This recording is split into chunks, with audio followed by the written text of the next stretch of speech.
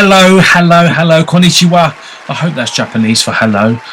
I need to go and check my Duolingo straight after this. But anyway, I'm saying that because I'm going to Japan today. You and I, we are going to Japan today to meet an incredibly wonderful singer. Not only is she a phenomenal artist, but she's also a really super lovely girl as well. You're going to meet NEONshe very soon on this show.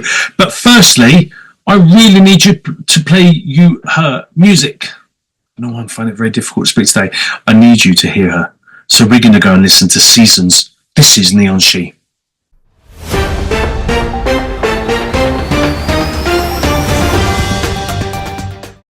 I went back to the places that I knew,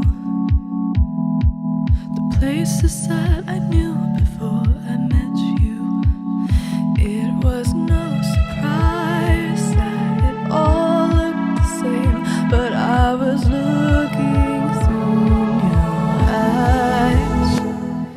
I take a step back and breathe in fresh air and realize all I need is already there. I'm like a bird, as free as the wind. I don't need to see to believe. Oh honey, take a look at me now. You see, it was raining for ages on me.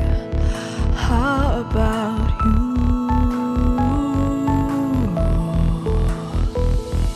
I'm done with all these lifeless attitudes. I had to find an escape and make something new. Who knew that this was a real world? A world that only looks clear through kaleidoscope eyes. I take a step back and breathe in fresh air and realize all I need is already there. I'm like a bird, as free as the wind. I don't need to see to believe. Oh, honey, take a look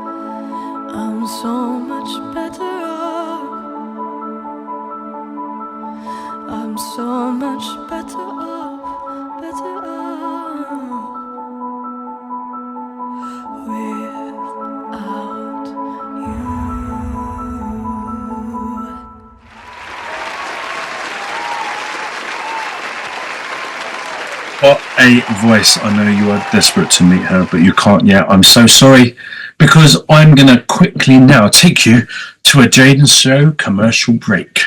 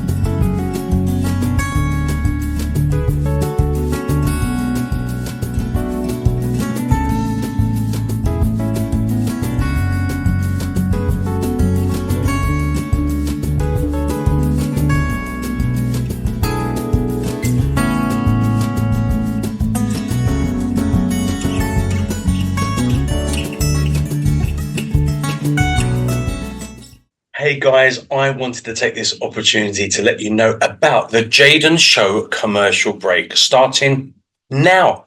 This is amazing news because now every single week you have a couple of minutes to be able to advertise something you want to advertise. So if you have a business, if you have an event coming up, if you have a new album, art gallery, or anything you want to particularly advertise on a show, this is your chance to do it. March and April 2024, the advertisements are free, so please let me know. Get in touch to me on Jaden Cornelious at AOL.com. It will be wonderful to hear from you. If you are a charity or a charitable organization or a non-profit and you are advertising something with regards to that, then always your advertising is free. So let me know.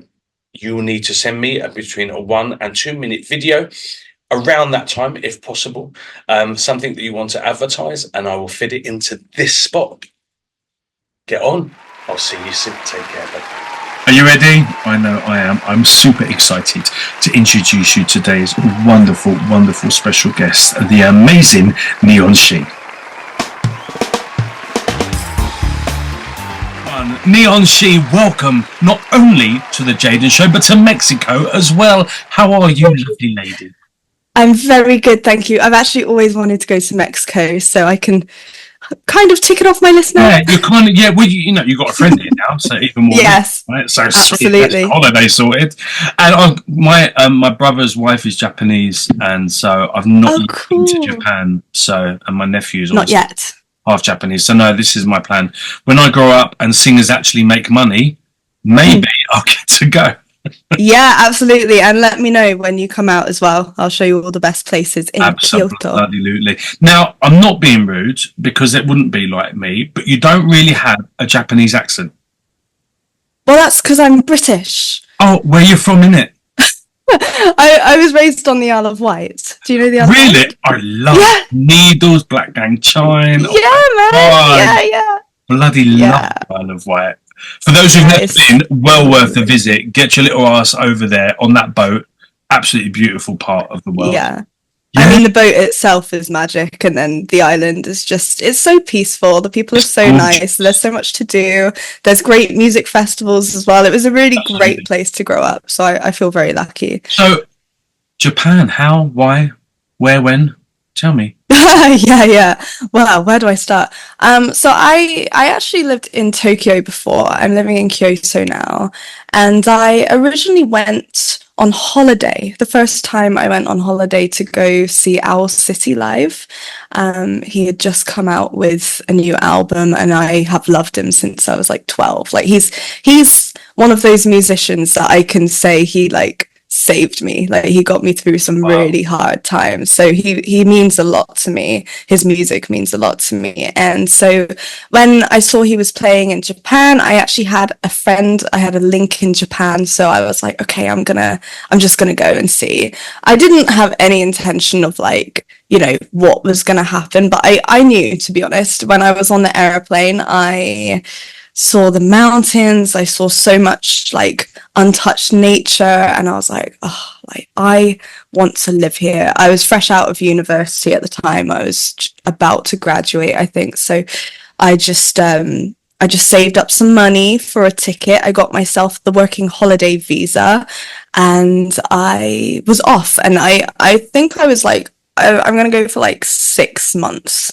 And then 6 months turned into 3 years, partly because of COVID. If I'm being honest, I couldn't get home for like 2 years, it was nuts. And eventually when I could go home, I had met my now husband, who is Japanese. And I was like, I'm going back to England. And he followed me. So that was really wonderful. And so I spent 2 years living in Manchester after that, and Manchester is amazing. It's got an amazing music scene, a great LGBTQ plus scene, a great vegan scene. It's a brilliant place for networking, making friends, and just finding a community, I feel. And also my grandparents lived there, which was the main reason why I wanted to move there. Yeah, it was really great to be there. And yeah, anyway, so I kind of, we needed a change. There was stuff going on, like the way the UK was kind of going. It was quite difficult to live there.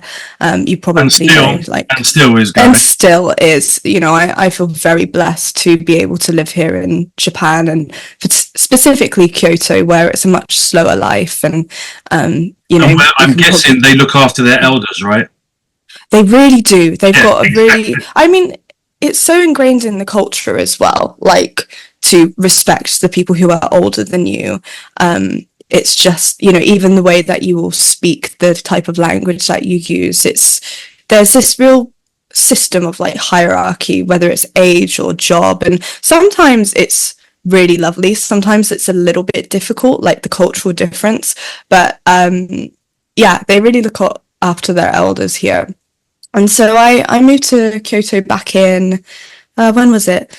December 2023. And so I've been here for like 3/4 of a year now. And yeah, almost a year. And it's wonderful. Like, I feel like Kyoto is my favorite place that I've ever lived, for sure. Really? Like, it's just, yeah, like, before we turned the recording on, I was saying, like, I'm surrounded by mountains here. Like, I just have to cycle a little bit, and I'm like next to this gorgeous river, and you can just see mountains for miles. And I go hiking like every 2 weeks now, and it's just, it's so dreamy. I really needed it.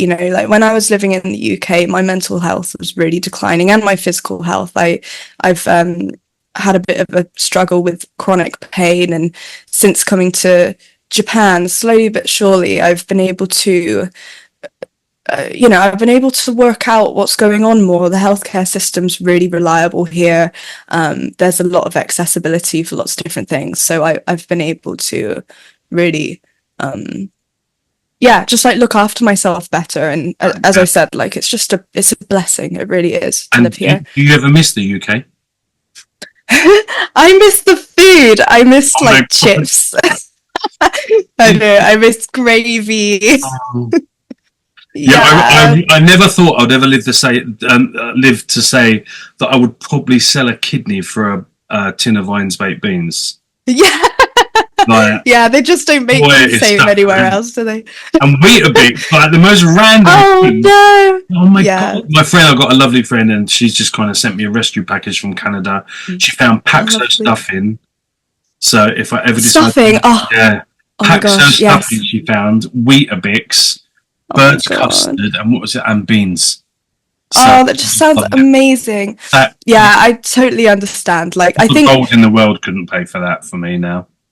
It's funny because whenever I speak to anyone who doesn't live in the UK or like has visited the UK, they're always like, oh, the food in the UK is awful. And like, I get it. Like, you know, we are kind of known for our like unhealthy foods, like our pies and our sausages Oh and my God.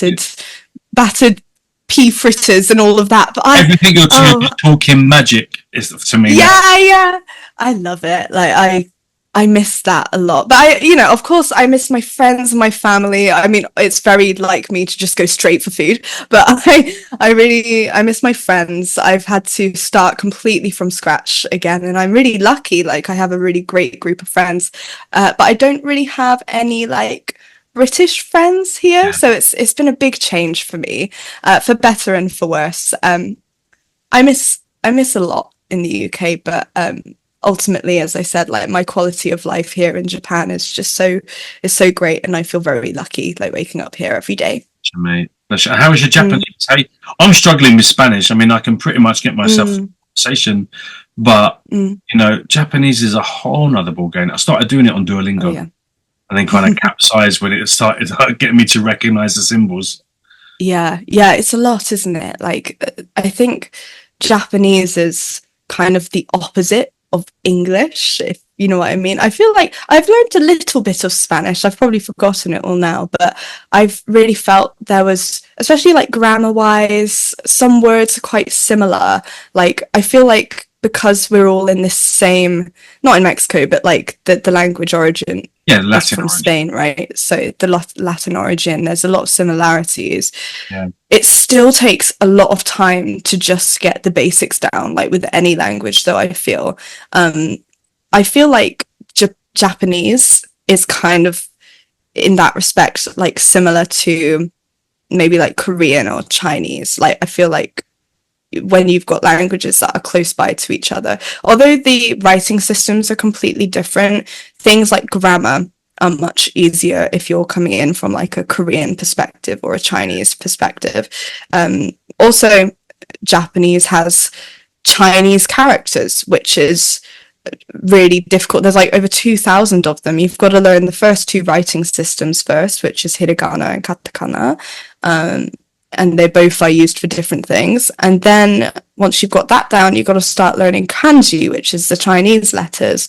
But I would say, yeah, it's the grammar that seems to get me every time. I am, you know, I'm studying, I'm learning, I can get by. I'm really happy to say finally, like I can go to the shops, I can kind of sort my life out when I need to, but I struggle with things like paperwork, especially, or if I want to talk in depth, like when I'm talking to you right now, it's like my language quality just goes right down. I don't know, you know, I'm like a little baby. I love horse and I want water. Yeah, that's like probably how I sound to a Japanese person. Love it. Let's talk about your music. Let me take you back to little mini neonshe, right? You're in the Isle of Wight. You've got a hairbrush in your left hand, mirrors in front of you. What? How did you know? Because I've done the same thing, and I feel that most of our industry did. What song are you grooving to in front of that mirror? Oh my gosh, when I'm like younger, oh my god. So mini neonshe. Oh man, so much. Like my mum listened to a lot of music growing up, so I'd always have things just on repeat. I used to listen to a lot of Queen, but I used to also listen to like a lot of Aqua. Aqua was like my taste. Like my mum got me an Aqua CD and I would just play it all the time, like Barbie Girl and Dr. Jones. Like that probably is why my music is so like electronic and like full on now. But I think, you know, anyone in the kind of like 90s, noughties, you know, growing up in the noughties specifically, like that was the vibe, you know, that kind of really full on electronic happy music. Like I used to love all of that. But yeah, what else? I remember we had like Bruno Mars, and I mean, yeah, we just had so many different songs. And I remember I was the type of person who would just like listen to the same song on repeat and like make dance routines, and that was like my thing, like with the thing, and I'd pretend that I was performing to like arenas in my kitchen to like Queen songs, and that was that was just what I love to do. So when I've never admitted that. To the microwave and the fridge, right? Yes. When did that turn into, I actually want to be an artist? How did that transition take place? Well, my mum kind of noticed I could sing from a really early age. Like I think I started just writing songs at maybe like between 4 and 6.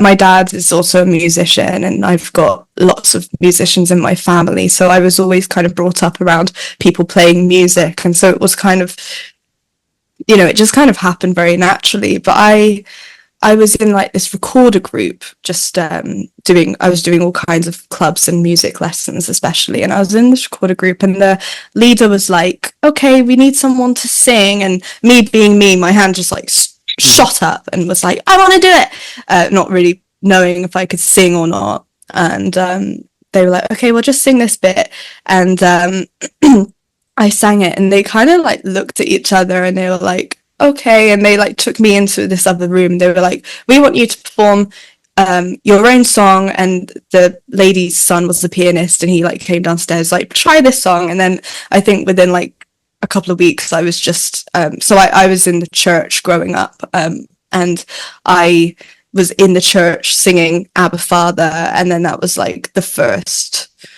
kind of moment where my mum heard me like properly. And she was always like, bless her, like she always had quite bad like stage fright. She didn't really enjoy being on stage, and I think for her to see like such a opposite, like I just kind of, I just threw myself at it, and I loved it, and I just wanted to be on stage from that moment on. And after that my mum got me auditions for things. Like I didn't grow up with much money, and so everything that I've had to kind of like earn, I feel. Not everything, but a lot of it. Especially I went to an audition for a bursary, which is basically like free classical singing lessons. It will get paid for by a company, and I got it. I was 8 years old, and I got the bursary, and that paid for me to have classical singing lessons with the Associated Board, I think it is, of music. And that was until the age of 17. Wow. I believe, and then after that I was very, I'm really proud of myself for that. I want to be clear, like I wasn't like handed things on a plate. My family always did the best that they could for me. Like I always had instruments around the house, and I always did my best. But even everything was like secondhand. My clothes were always secondhand, my toys were always secondhand. So I just worked really, really hard, and luckily I loved it. So I just, by the time I was, pardon? The pain was worth the gain. Yeah, 100%. But it wasn't painful. Like I just loved it. For me, it was so much fun, and to be able to do it like all the time, I was so lucky. And yeah, so when I went to college, that was very much about pop music. I really got into producing when I was like 13, because my dad like made this makeshift studio for me out of this like huge like retro mixing desk with like 8 channels, how it was. And not like an interface, but and then like a Shure microphone with like a sponge on it, because we didn't have a pop shield, and that was how I started producing, really. So I was, it's been a process of like learning, and I think that in itself has been really good, because you learn in such a different way. I've been very academic my whole life, other than recording, until I went to college, and the recording side of things was just so DIY, and I feel like I bring that into my life even now. So you've studied music. When did you kind of, I don't know, start doing your own stuff, to create in the vibe that was NEONshe? Oh, the NEONshe vibe, that was after I had a taste of Japan. Like I've loved electronic music forever. Like, don't get me wrong, as you know, like Aqua and Owl City, and you know, so many different types of music as well. I had like a dubstep phase as well, but I you know, I grew up doing classical singing, and I was also very into musical theatre. I always loved going to watch musicals and sing musical songs, and yeah, electronic music. The sound of NEONshe was after I think I went to Tokyo for the first time, and I was like dabbling in electronic music when I was in university for sure, because I think when you're making with MIDI, like you kind of, it's very easy to go down that route, I feel. But the sound, like the kind of video gamey meets electronic meets J-pop, it was, you know, I went to Tokyo and it was just so inspiring. Like, it's so bright, it never sleeps, it's just a magical place. And I started listening to J-pop music, like particularly like Perfume. I thought their sound was really cool.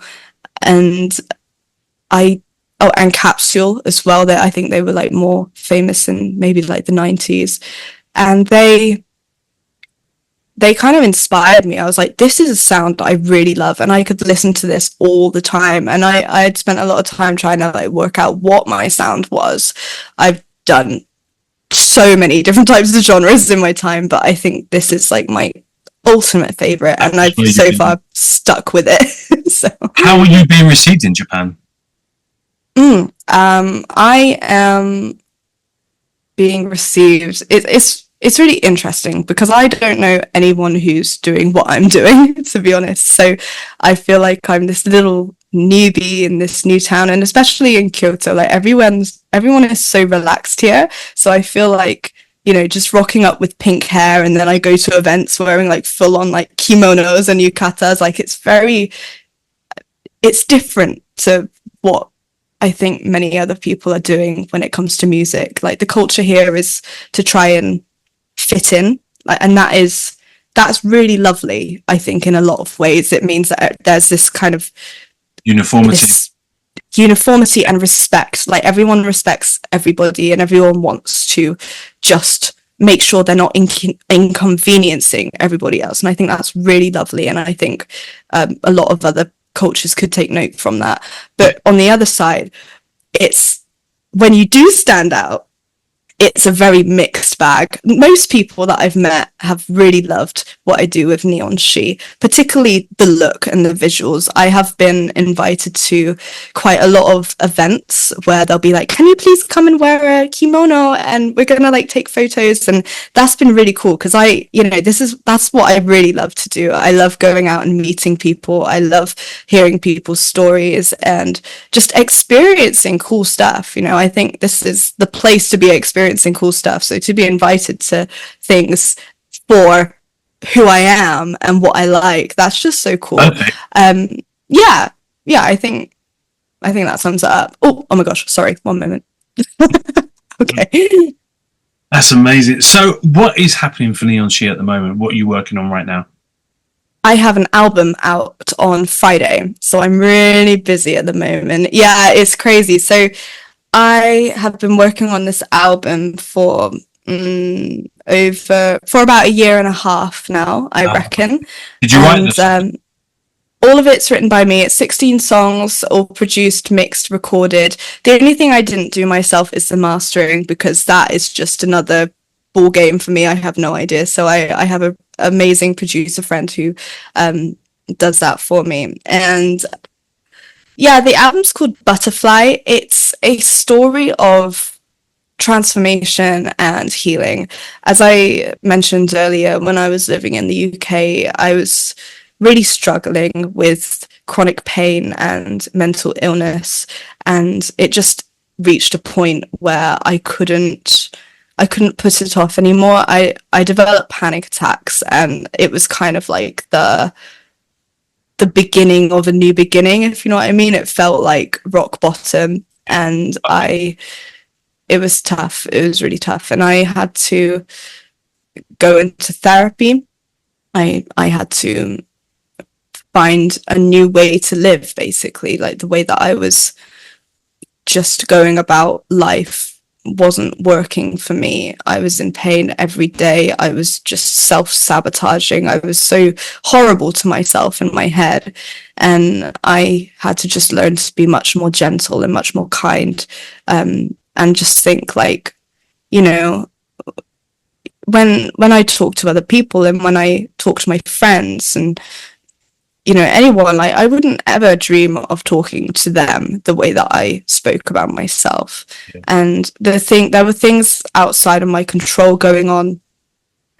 And so I wrote this album as a kind of a way to tell my story about all of that. It's a story encapsulating my journey from mental health. It starts off when I was about 12 and with a song called Spirit, which is a song about me being bullied in school. I had a really tough childhood when it came to bullying, probably in hindsight because I was doing so much musically and just, you know, I was working so hard. Like I think I had like one afternoon off a week during that time where I wasn't like going and doing some kind of music activity. And I think the kids that I was around really didn't like it. And so I think a lot of my issues like stemmed from that. And then I talk about all kinds of things. I talk about having more compassion for the world, for the animals and the planet that we live on. I talk about my battle with religion and spirituality and just working out like, what do I believe here? You know, how can I feel so alone and so abandoned and still be, you know, like what do I believe? What am I, you know, I've been told things, but what do I believe? And so there's a bit of that. And then talking about the people that maybe don't benefit my life or have toxic traits that I hadn't noticed up until that point, and talking about, you know, who's actually right for my life, that kind of thing. And ultimately it's a story that shows that healing it's like this, you know, healing, it's a process of taking 2 steps forward and 1 step back, and maybe sometimes 1 step forward and 2 steps back. And that's just how it is. And I think there needs to be more conversation, especially in Japan, about things like that. We don't really have much of a conversation about mental health from what I can see here. And so I'm hoping that by releasing this album, it's been very healing for me, but now I'm letting it out into the world. Maybe there will be someone that listens to it and thinks, okay, well, I've been through this, and okay, well, she's really stable now and she's seems to have got her life together, and so maybe I can do that too. And so that's what I'm hoping for with this album.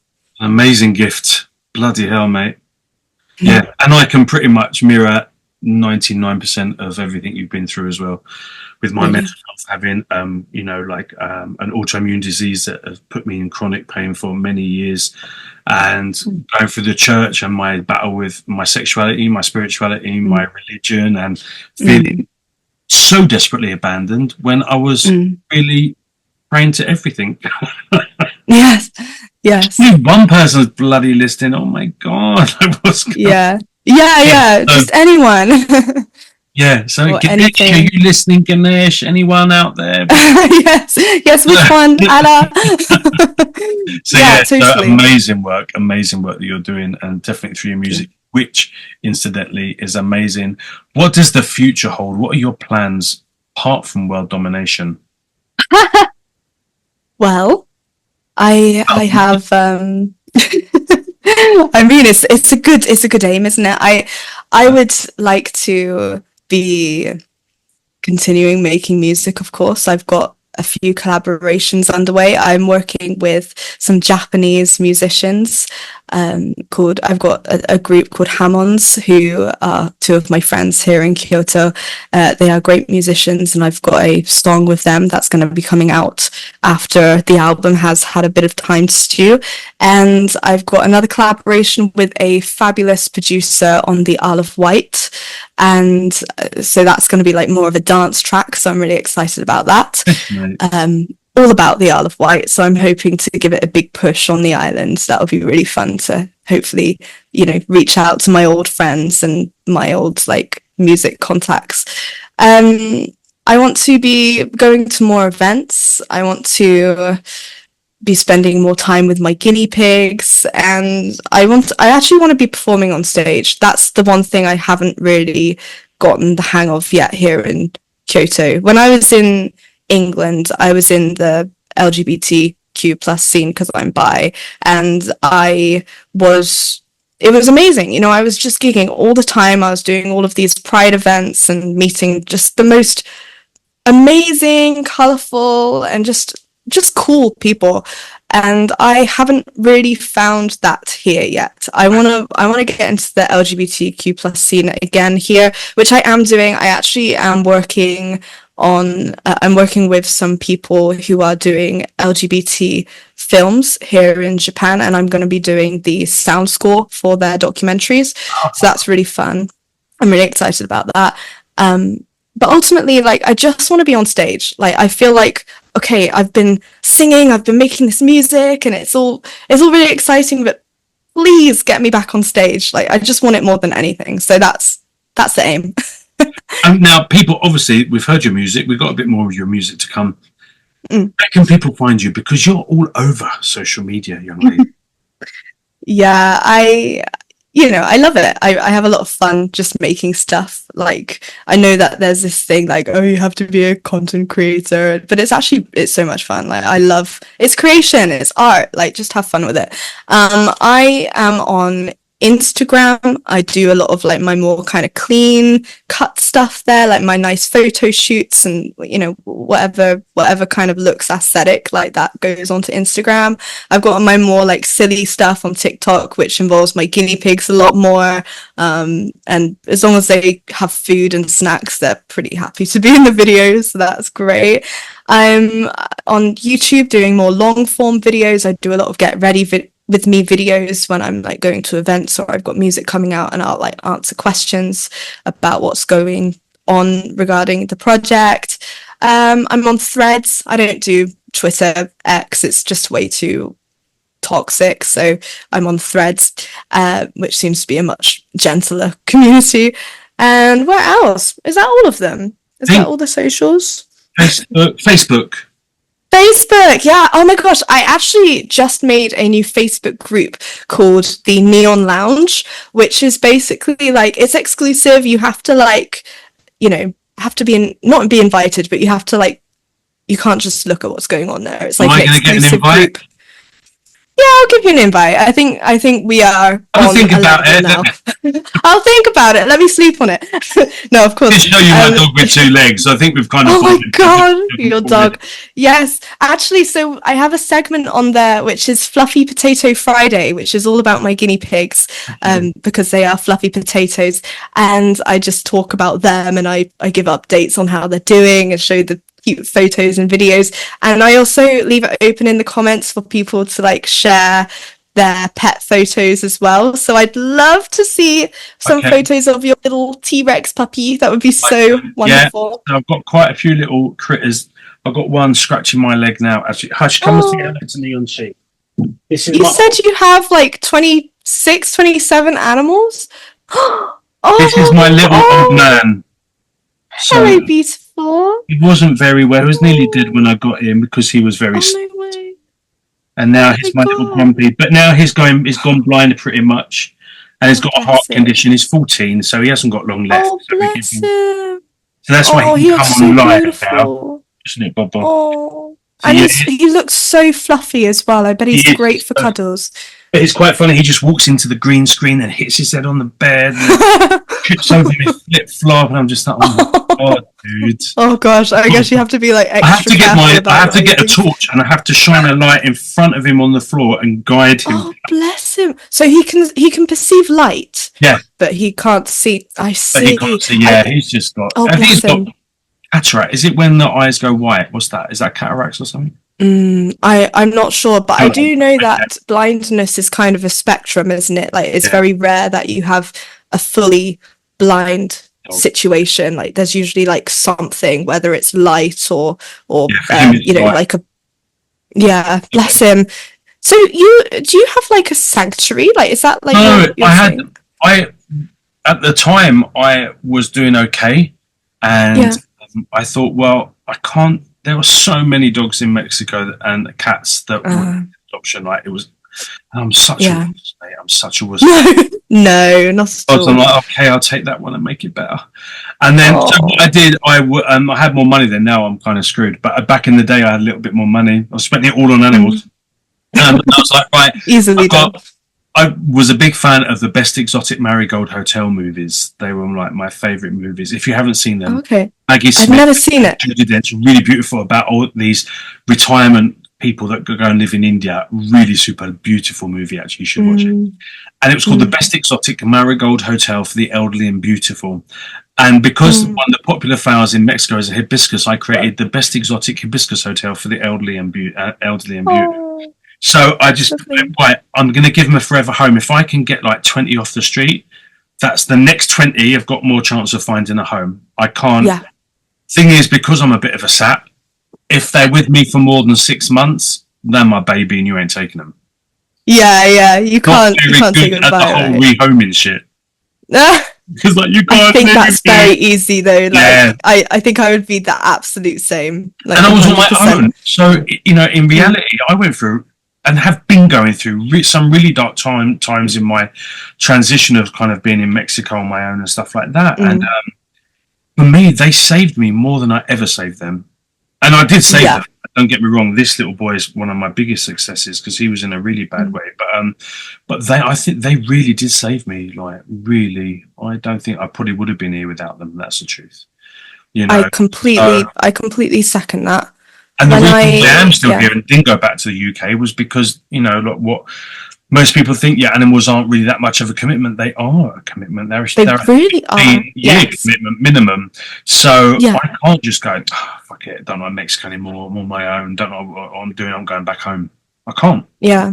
No, of course not, because they're like little lives, you know, you can't just abandon them. They're family. Yeah. You know, my little guinea pigs, I can really understand like everything that you've just said. Like I really wanted to have animals in my life because I knew that animals just have this healing sense. I had a cat back in the UK, but she was she lived on a farm. Like she wasn't really my cat, she wasn't anyone's cat. Like she just kind of turned up and she was like, okay, I'm here now, I live here.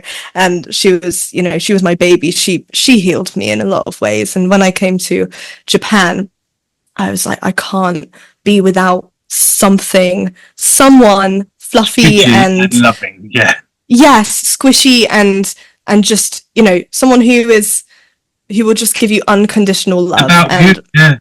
I wish I saw myself how my dogs and cats see me. Really? Yeah, I mean, I'm a god to them, mate. Like excitement. Like when I come home, my little poodles are like, oh my god, they're wearing themselves with excitement. And I'm like, I just went to put the rubbish out down the road. That's all. They're like, oh my god, but my dad, I love you. And I'm like, my god, I wish I thought about me that they amazing. But doesn't that help? Doesn't it help for you to be able to see yourself like that a bit? Absolutely. When you see that others can see you like that? When you know, I've you know, like we all have met some real arseholes in our journeys as well, you know, and kind of when you're quite sensitive, you do kind of have, you know, am I an arsehole? You know, like, am I that bad? Am I what they're kind of they're saying I am? And then, you know, then when you see like the cats and dogs spooning and, you know, sleep together. And I think if I was that shitty of a person, then there wouldn't be that much harmony in the ranks. Well, that's true. And also I think animals are drawn to people who have a lot of empathy and compassion and a lot of light. Like I completely agree. Like as I said earlier, like I really struggled with bullying growing up, and girls would spread horrible rumors about me, and I started to believe it at one point. Like, I mean, for a lot of it, I believed it. I thought, you know, am I what they're calling me, these names and these rumors? I knew the rumors weren't true because, you know, of course, like, that's my life. But like the names they were calling me, and like the, you know, calling me certain things about my face or my body, and just hearing it from multiple people as well. Like, it was really tough. Like, but then when you have unconditional love around you from like a dog or an animal, like in general, like it really puts things into perspective. Like, if you can be loved by them, then there is love in this world, and you can, I don't know, I think animals are a great source of being able to see things from a more present perspective as well. Like, they don't have like a sense of time, right? And there's no bullshit with them. Like, no bullshit. Yeah. They wag their tails, they don't wag their tongues. That's the most important thing, you know. And, they really, I mean, like, my dogs, especially the dogs as well, like, you know, you can invite someone, like someone's come around to the house and they'd fix a boiler, or, you know, like, yeah. And, you know, sometimes the dogs are going schizo and they're trying to, you know, bite the ankles. And I'm like, rah, rah, rah. And then someone else comes in who they've never met, and they're lovely as pie with them. So they really do pick up on energies. And that's what, they, you know, really do. And if I, you know, when I was going through that time where I was thinking, am I an arsehole? They wouldn't be as nice for me if I was, to be fair, I don't think. Yeah. They're very, I don't know. Dogs have a sense, they really do, and so do cats as well. My cat was not to that same extreme as dogs, I feel, but they can really tell if something's off. And I think dogs are very, you know, dogs are so great. Like, I really want to get a dog, maybe like in maybe 2 or 3 years. I'm aiming to get a dog, and I just think they're quite psychic in a way, you know, like they can just tell straight away, that's not a good person, that's a good person. Yeah, they're so intuitive. As my dog in the background is now barking because she wants and Phil. Yeah, he's like, yes, I am. She's a poodle. She actually jumps and she does the whole kind of dancing on her legs, never taught, and she smiles this like demon possessed kind of smile. So yeah, I think she'll be perfect. I can box her up, DHL her out. You just let me know when. Yes, please. She might not like the trip though. She might not, to be fair. No, maybe not. But Neonshe, thank you so much for being on my show. I wish you untold amounts of love, luck, and light with your future projects. I know you're going to be a superstar. Right back at you. Right back at you. It's been a pleasure. Thank you, Jaden. Maybe in the future, maybe 2025, 26, let's do.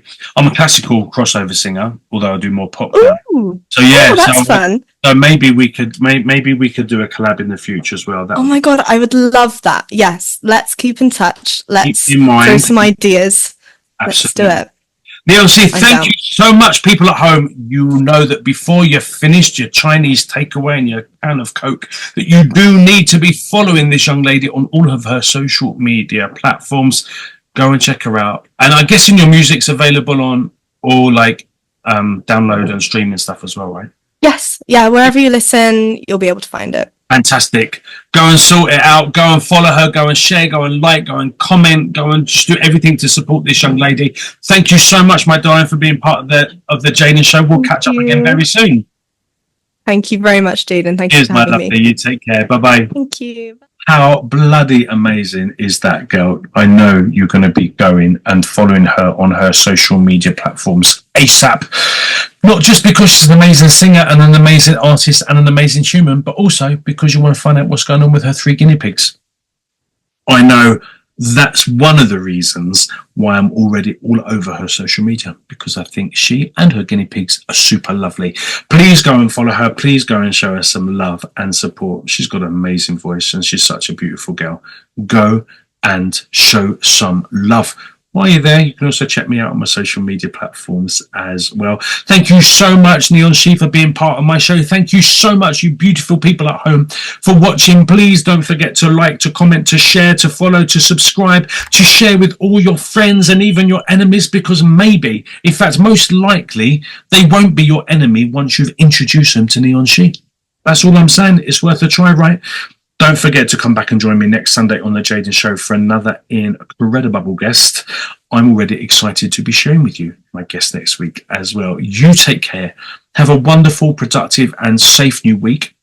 Stay beautiful. I'm going to leave you with another song by NeonsheE. This is called Never Let It Go. And don't. We'll see you next week. Take care. Bye-bye.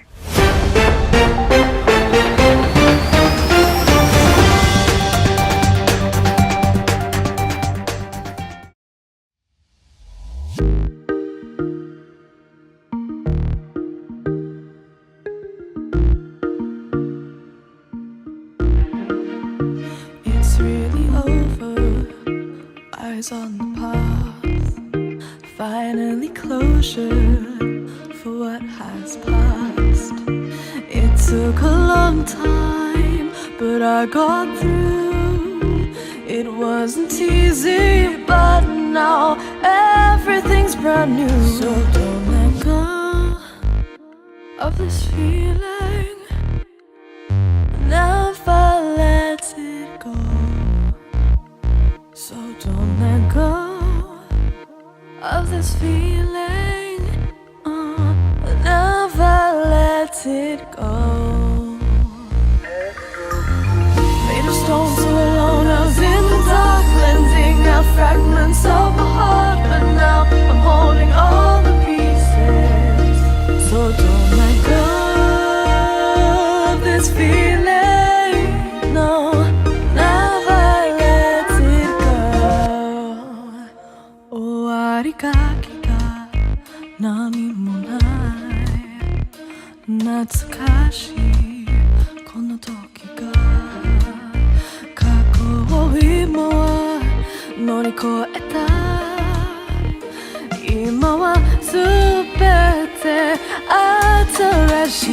So let go of this feeling.